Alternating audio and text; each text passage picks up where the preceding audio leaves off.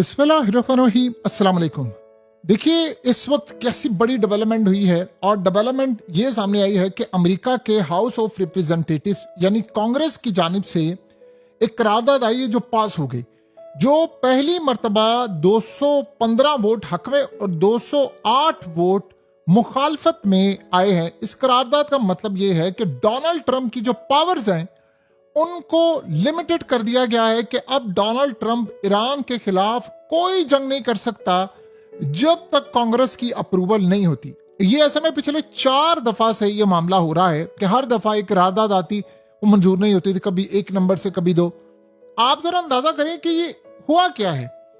यानी असल कहानी अगर आपको पता चलेगी तो आप हैरान होंगे। पहले ही समझिए इसका मतलब क्या है। ये असल में आगे जाएगी सेनेट के अंदर, सेनेट से ये पास होती है तो फिर ये लॉ बन जाएगा। इसका मतलब ये है कि अमेरिका का कॉन्स्टिट्यूशन कांग्रेस को कहता है कि वो जंग डिक्लेयर कर सकते हैं, ट्रंप नहीं। ट्रंप कोई लिमिटेड सा स्ट्राइक कर सकता है, एक आधा को स्ट्राइक कर सकता है, लेकिन अब वो ईरान के खिलाफ जंग नहीं कर सकता। उसकी पावर सारी जब्त कर ली गई है। तो इस सूरत हाल के अंदर उसको अगर जंग करनी है तो उसको कांग्रेस में आना पड़ेगा, कांग्रेस में अप्रूवल होगी, फिर वो काम करेगा और आगे जाएगा। और इस सूरत हाल के अंदर अमेरिका की फौजों को अब विड्रॉ करना पड़ेगा, फौजें वापस बुलाना पड़ेंगी जो ईरान से जंग के लिए, चाहे वो अमेरिका के फौजी अड्डे जो हैं वहां पर है, कुछ भी है।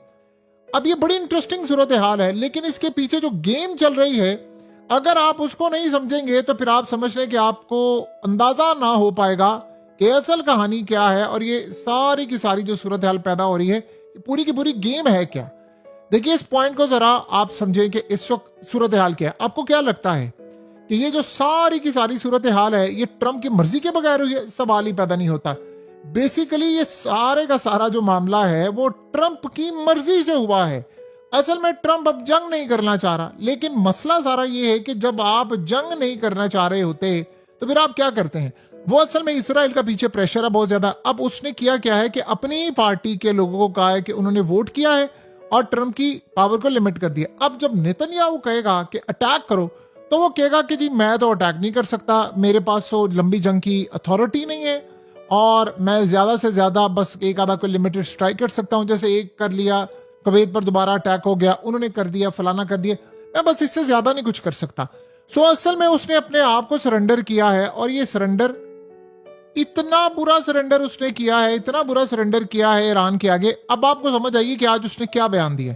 उसने आज कहा है कि मैं हर सूरत ये काम करना चाहता हूं कि अब दस्तखत कर दूं ईरान के साथ।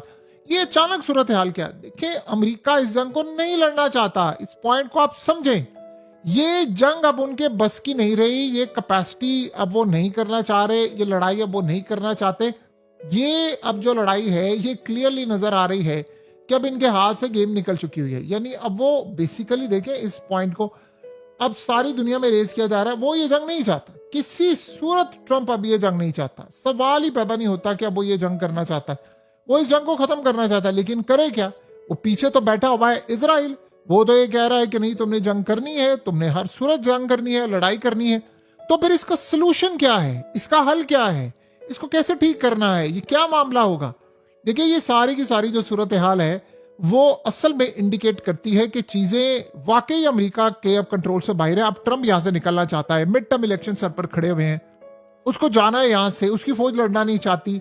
इस तरह के बेशुमार जो इश्यूज होते हैं वो आपको होते हुए नजर आते हैं। सो अब ट्रंप यहां से बिल्कुल 9-2-11 होकर निकलना चाहता है और वो जब निकलेगा तब आपको चीजें और भी ज्यादा बेहतर नजर आएंगी। अब उसने किया क्या है कि पहले करारदाद आती थी, अब उनके अपने रिप्रेजेंटेटिव्स आ गए, अब वो इसराइल से जान छुड़ाना चाहता है।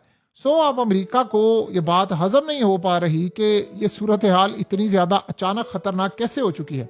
देखिए अमेरिका को जहां तक आप समझें, अब अमेरिका के पास टाइम बिल्कुल कम है, यानी वक्त बिल्कुल कम है। ट्रंप के पास तेल की कीमतें फट रही हैं और पावर डोनाल्ड ट्रंप को असल में बॉक्स में बंद कर दिया है, हाउस ऑफ रिप्रेजेंटेटिव यानी कांग्रेस ने बॉक्स में बंद कर दिया है। सो अब आप ये सोचें कि इस वक्त हालत ये है कि सीज फायर की बात की लेबनान ने भी और इसराइल ने भी, और आज इसराइल के वजीर और मिनिस्टर्स कह रहे हैं, कहते जी नहीं तो जंग तो होगी, हर सूरत होगी। अब ट्रंप अपने आप को बचाना चाहता है, वो निकलना चाहता है यहाँ से। तो उसने एक तो ये रास्ता अपनाया है कि जो फुल फ्लेज वॉर, आप देखेंगे सेनेट के अंदर भी जब ये आएगी, असल में उनकी पार्टी के अंदर भी बहुत ज्यादा बगावत है, फौज लड़ना नहीं चाह रही, गल्फ कंट्रीज तंग आई पड़ी हैं, सारे उनको कह रहे हैं, तो उसको कोई ना कोई रास्ता निकालना है। अब एक चीज तो हो गई बड़ी क्लियर कि ट्रंप के खिलाफ अब इकदाम हो गए हैं, यानी लिमिटेड हो गया है उसका, यानी वो लंबी जंग नहीं कर सकता। तो सवाल अब ये पैदा होता है, देखिए पहली बात तो आप ये ज़हन में रखिएगा, जहां तक बात है कि जब उसने मिसाल के तौर पर सेनेट से पास हो जाती है और उसके बाद तो ट्रंप की पावर खत्म हो जाती है, लेकिन कल को जब जंग करनी होगी तो वो जंग के लिए सारी कांग्रेस इकट्ठी हो जाएगी।